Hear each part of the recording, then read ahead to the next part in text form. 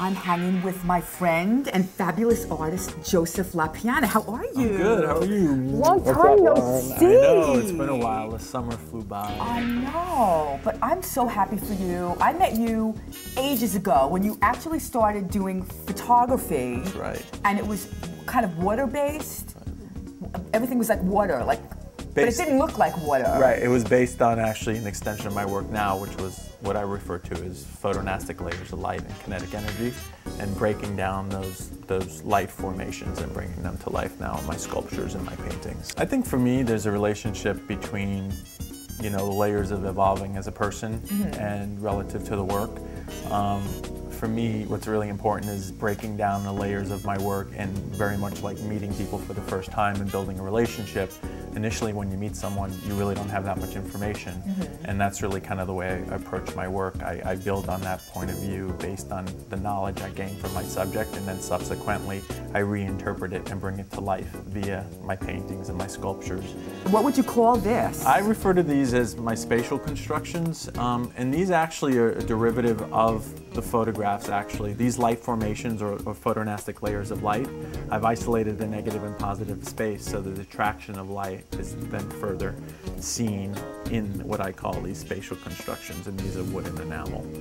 I mean, for me, it's kind of like my living environment is really important as well. I mean, where I live and how I see my work are really kind of related.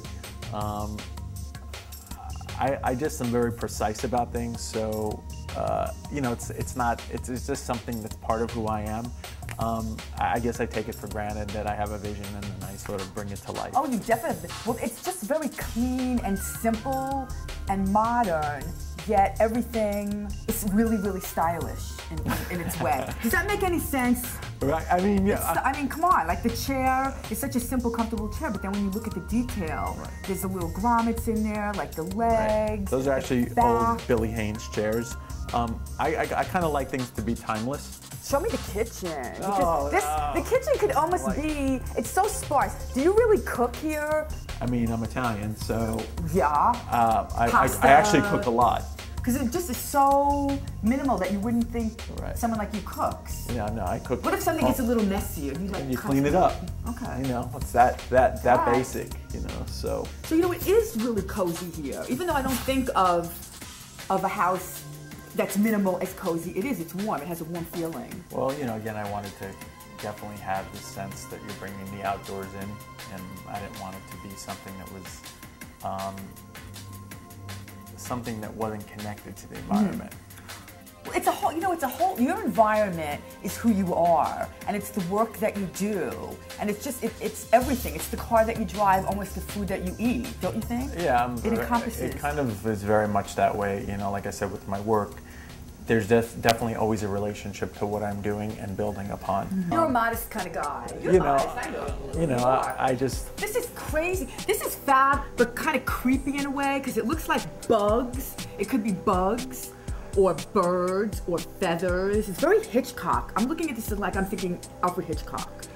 There's definitely a relationship between that forced energy, that movement, and bringing it together, and like each abstract to me represents a gene or a genetic mode of what, it's one fragment of the painting, and then as they start to build on themselves, you know, creates the whole painting. I'm feeling like that there should be more on that side, like so there could be almost another painting, because I think there's more going on over there too. Well, I'm glad that you see that, because I'm feeling that. For me, it's not, there aren't really, there's no boundaries. There's no boundaries in any of my work, whether it be the sculptures, whether it be my paintings.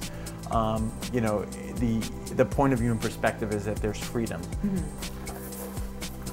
You know, kind of forming a little composition here based on taking fragments or components of an overall painting, and these are works on paper.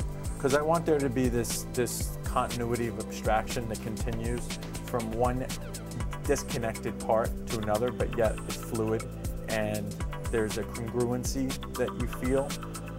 And hypothetically, if I were just to kind of lift them and bring them into different places, you would still get a sense of movement. Well, this place, I mean, East Hampton is just gorgeous. Thank you. You know, I mean, it's like a little slice of heaven. It is. It's pretty. I'm pretty lucky to be Very here. fortunate.